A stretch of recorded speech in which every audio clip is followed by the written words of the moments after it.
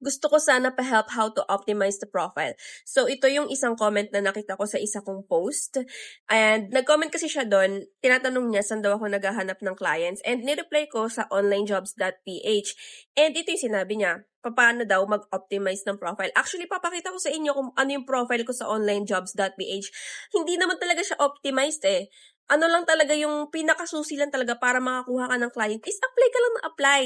Message ka lang ng message, pero yung message mo, i-customize mo per client para naman makita nila na interesado ka talaga sa company nila.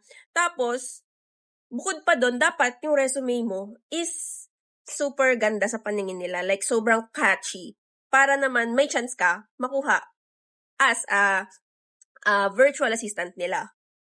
Ito yung onlinejobs.ph profile ko. Ang makikita nyo lang na talaga dito na in-optimize ko is yung profile description. And tulong lang din ng ChatGPT yan. So, punta tayo ngayon sa mismong profile ko. And makikita nyo, hindi naman talaga naka-optimize yung profile ko. Meron lang profile picture, naka-indicate lang yung name ko at saka yung mga position na ina-applyan ko. And here sa inbox, dito nyo makikita na marami akong pinag-applyan. Siguro more than 50 rin yan. And ang mga nag-reply dyan is more than 10 din. Siguro dala na rin ng resume ko.